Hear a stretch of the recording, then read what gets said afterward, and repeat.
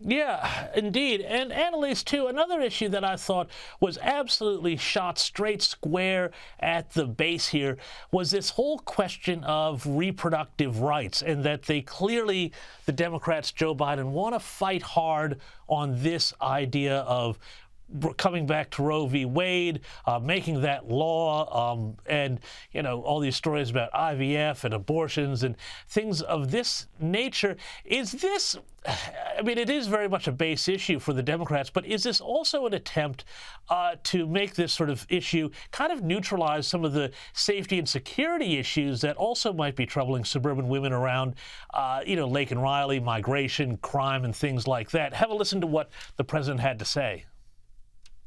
It's a decision to overturn Roe v. Wade. The Supreme Court majority wrote the following, and with all due respect, justices, women are not without electoral power. Electoral or political power. When reproductive freedom was on the ballot, we won in 2022 and 2020, and we'll win again in 2024. If you, the American people, send me a Congress that supports the right to choose, I promise you, I'll restore Roe v. Wade as the law of the land again. Annalise, this is a direct pitch to the female vote, isn't it?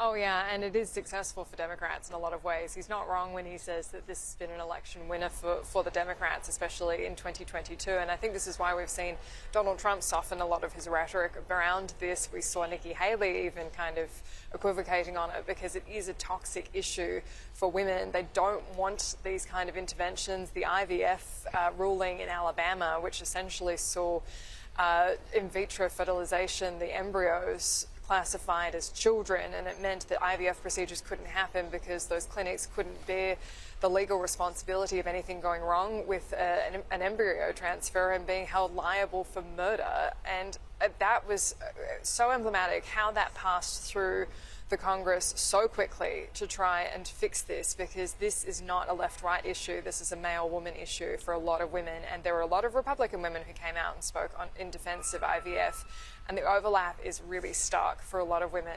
So I think that is a direct appeal. They know that that's a vote winner for them, and they know that that encourages women to get out and vote when they otherwise wouldn't, because we saw that at the midterms, that the voter turnout increased among those women, and that was a big issue for them, and that would override their concerns about other things like foreign policy.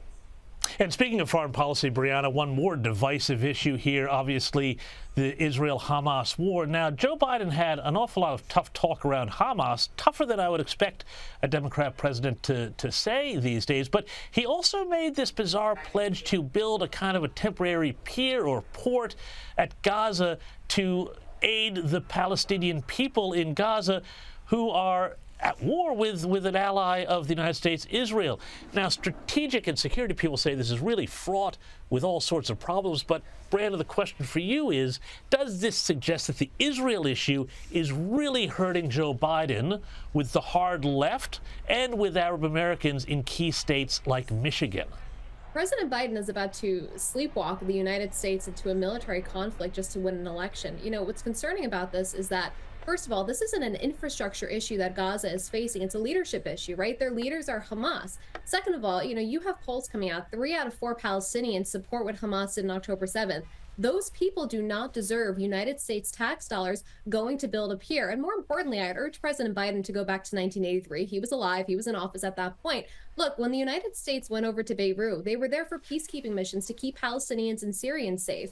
And you had Hezbollah terrorists blow up the barracks. They killed, 241 Marines, U.S. Marines, because the terrorists said, look, if you're on our land, we don't care what you're doing here, you're going to be killed, right? And so the fact that we're going to put a pier there, and even though Biden says there's not going to be boots on the ground, he also told us the Afghanistan withdrawal was going to go, smoothly and fine. Yeah. And we lost wounds. Yeah, no, I think you're right, Brianna. It's a whole host of issues and trouble that he's opening up here. Thank you so much, Annalise Nielsen. We're going to have to leave it there. And Brianna Lyman from the Federalist.com.